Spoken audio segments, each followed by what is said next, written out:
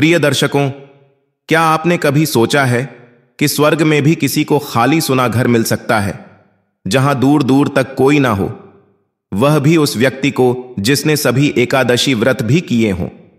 क्या आपने कभी कल्पना की है कि दान करने के बाद भी किसी को अभाव का सामना करना पड़ सकता है? आज हम एक ऐसी ही रहस्यमयी कथा पर चर्चा करेंगे जो आपको सोचने पर मजबूर कर देगी। यह कथा है षटतिला एकादशी की, एक ऐसा व्रत जो न केवल पापों का नाश करता है बल्कि जीवन के एक महत्वपूर्ण सत्य को भी उजागर करता है।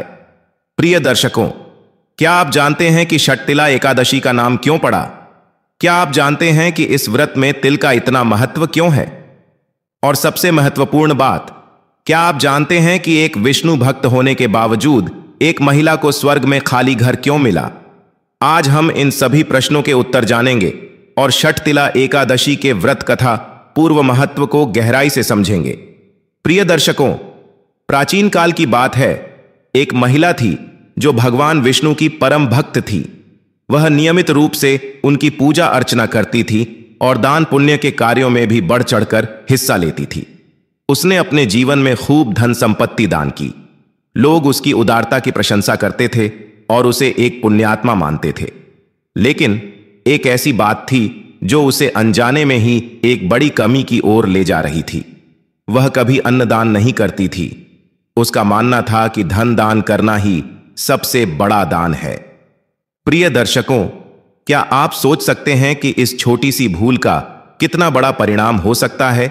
मृत्यु के बाद जब वह महिला स्वर्ग पहुंची तो उसे एक आश्चर्यजनक दृश्य देखने को मिला। उसे रहने के लिए एक खाली सूना घर मिला जहां किसी प्रकार की सुख सुविधा नहीं थी।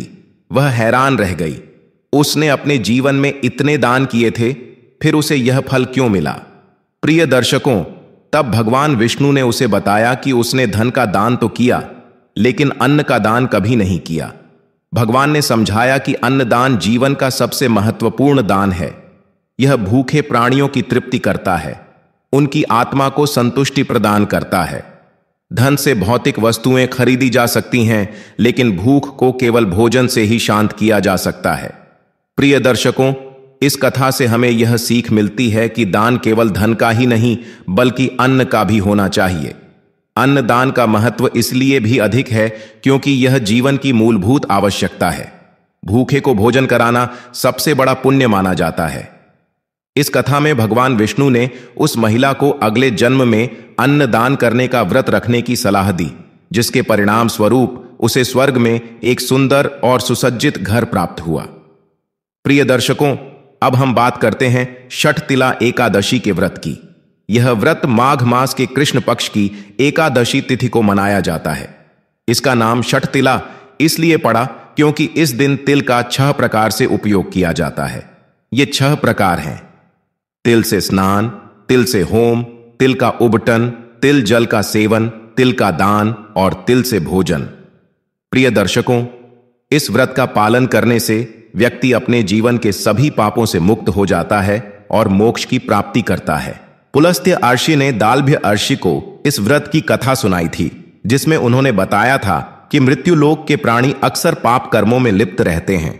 उनके लिए नरक से बचने और पुण्य प्राप्त करने का यही उपाय है कि वे माघ मास में इस व्रत का पालन करें। प्रिय दर्शकों, अब हम षटतिला एकादशी की विधि पर एक नजर डालते हैं। इस दिन प्रातःकाल पवित्र नदी या घर पर ही स्नान करके व्रत का संकल्प लेना चाहिए। भगवान विष्णु की तिल, जल, गंध, फूल और दीप से पूजा करनी चाहिए।